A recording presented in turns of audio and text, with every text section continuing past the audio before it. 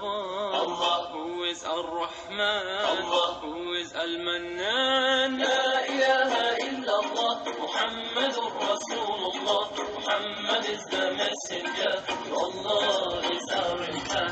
La ilaha illallah, Muhammadur Rasulullah, Muhammad is the messenger, Allah is our Rahman. La ilaha illallah, Muhammad. Olá, primeiramente, uma boa tarde a todos. Eu me chamo Jean Carlos, sou do primeiro ano 5, estudo na instituição Jorge Caraneto, como vocês podem ver aqui. E eu irei falar um pouco da nossa antiguidade, coisas que aconteceram bem antes do nosso nascimento, nossos avós, tataravós, enfim. Irei falar sobre o governo bizantino, sobre a Constantinopla, que era uma cidade bem grandiosa, populosa, enfim. Irei falar também um pouco sobre a economia bizantina. Enfim, começando com a economia bizantina. Temos que falar sobre a agricultura, Temos que falar sobre igrejas, sobre militares, sobre imperadores, colonos, camponeses, enfim. Tudo que inclui a economia. E começando a falar dos militares, que recebiam terras em troca de serviços prestados aos imperadores. Os imperadores davam as terras para os militares e eles prestavam serviços a eles. E isso fazia com que os camponeses que cuidavam da agricultura, que cuidavam dos rebanhos, que cuidavam dos animais, crescessem o olho e pensassem em migrar naquela área, para ter o crescimento igual do imperador e dos militares. E enfim, eles queriam isso só para ter mesmo uma condição de vida melhor e etc. Queriam migrar lá. E porque eles mexiam com joias, isso inclui agora a Constantinopla, que era uma cidade grandiosa. Que tinham ela tinha três coisas que faziam na cidade uma cidade populosa e linda, que era a primeira, o hipódromo, segunda, o Palácio Imperial, e a terceira, que era a Basílica de Santa Sofia. Isso fazia da cidade bem populosa, também tinha a sua fama, de esbanjar muitas moedas, muitas joias, muitas coisas caras, muitas coisas que vinham deixar a cidade um brilho, linda, entendeu? Bom, gente, meu nome é Pedro Guito e vamos falar sobre o capítulo 8, sobre a civilização bizantina. E vou começar falando sobre a origem, o nascimento do Império Bizantino. O nascimento ou origem do Império Bizantino ela está envolvida as mudanças ocorridas no centro do poder administrativo do Império Romano. A partir do século III, naquele momento teve uma crise bastante grande e que afetou bastante a economia lá. E abalou a organização social de lá. E política e econômica, como eu disse, abalou o império também, sendo que começa tudo de lá. Teve as perturbações que levaram o imperador Constantino a transferir, no ano de 330, a capital imperial para a cidade de Bizâncio, que passou a ser chamado de Constantinopla, E na parte oriental do Império, menos atingida pela crise, Constantinopla atualmente ela é Istambul, que está ali é a cidade de Istambul, a capital da Turquia. Turquia fica ali na parte do outro lado do mundo, como todos já sabem. E o Império Bizantino, já no final, o Império Bizantino no século V englobava a Grécia, o Egito, a Ásia Menor e outras regiões e culturas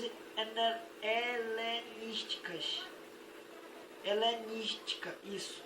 Por essa razão, o helenismo predominou em Constantinopla e o grego transformou-se em uma língua oficial de lá. a língua grega se tornou uma língua oficial de lá depois que se predominou, né, o helenismo. As tradições e cultura greco-romana e o cristianismo tiveram forte presença no Império do Oriente. E é essencial lembrar também, né, que o bizantino não tem conotação nenhuma, nada a ver, étnica.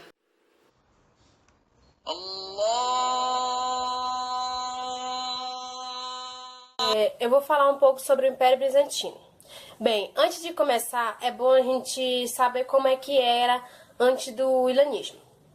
Esses povos do Oriente, que a gente chamou de todos eles de árabe, eles não tinham a mesma religião, eles não tinham a mesma cultura, eles não falavam a mesma língua.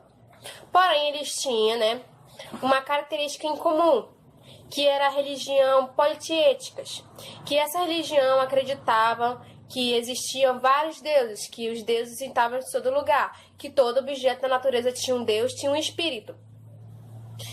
E era assim, né, esses povos árabes, que não, na verdade não eram árabes, que hoje a gente chama todos eles de árabes. E eram assim, antes de nascer, né, um homem chamado Maomé. E esse homem nasceu no início do século VII.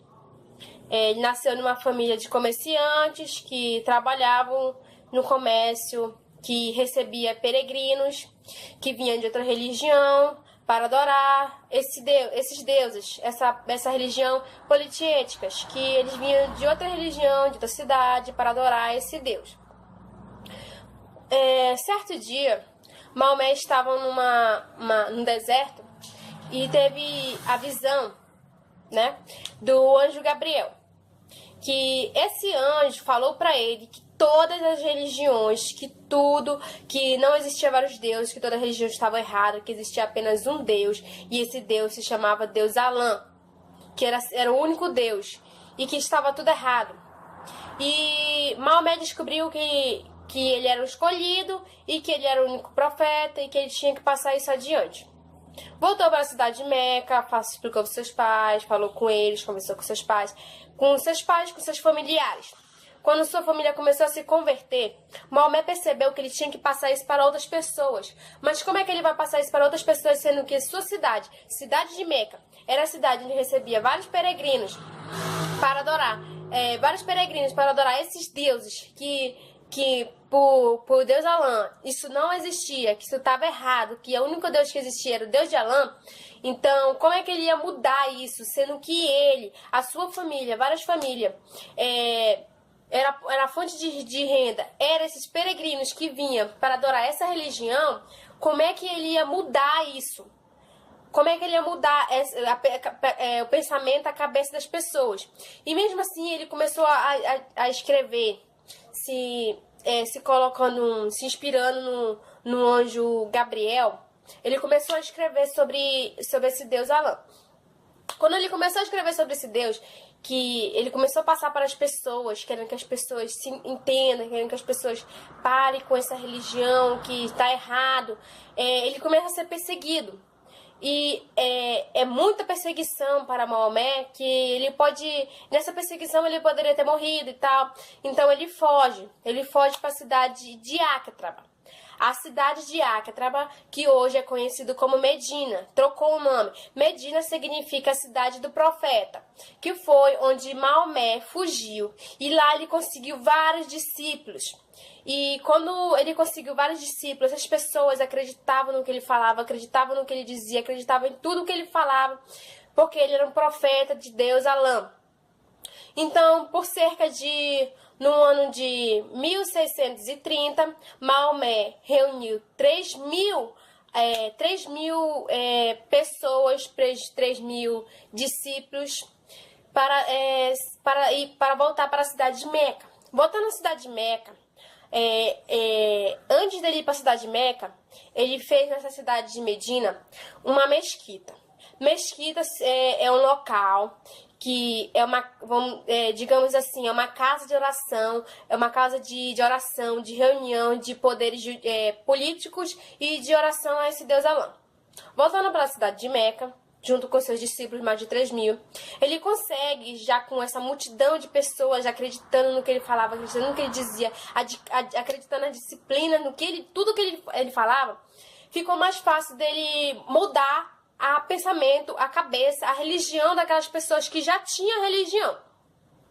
Porém, no ano de 632, Maomé morreu. Foi aí que ocorreu a grande conflito.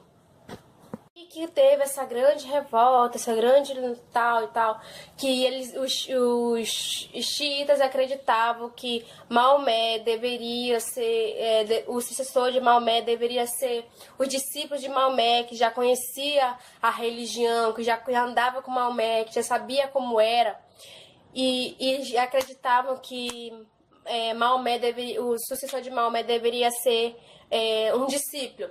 E os xiitas achavam que deveria ser familiares, que família de Maomé, que tivesse sangue do Maomé, que pudesse ser o sucessor de Maomé. Mas os sunitas conseguiram colocar o sogro de Maomé para continuar esse procedimento, para dar continuidade na obra de Maomé.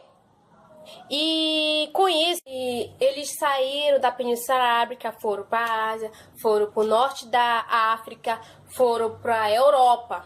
E eu vou explicar um pouquinho isso no mapa, que eu acho que vocês vão entender melhor. Vou explicar um pouco melhor para vocês no mapa, para ver se vocês entendem. Aqui, Meca, foi onde Maomé nasceu. E para cá, em Medina, que foi aonde Maomé fugiu. Toda essa parte em vermelho que vocês estão vendo, vermelho escuro, foi a parte que Maomé conquistou enquanto ainda estava vivo. Já toda essa outra região aqui foi conquistada depois da morte de Maomé. Eles saíram daqui, da Península Arábica, foram até a Ásia, foram no norte da África e chegaram na Europa. Aqui na Europa, nesse pedacinho da península aqui, é aqui que tem Espanha e Portugal. E foi aqui que teve as conquistas, que duraram séculos e séculos e séculos até os muçulmanos irem embora. Já nesse outro pedaço aqui da Europa, que aconteceu a Batalha de Poitiers, que foi muito importante essa batalha, porque se não tivesse a batalha e se não tivesse ganhado, talvez toda a Europa teria virado muçulmana em algum momento. Então, vocês já pararam para pensar o quanto a região, o pedaço, a quantidade que eles conseguiram conquistar com Maomé e depois do Maomé?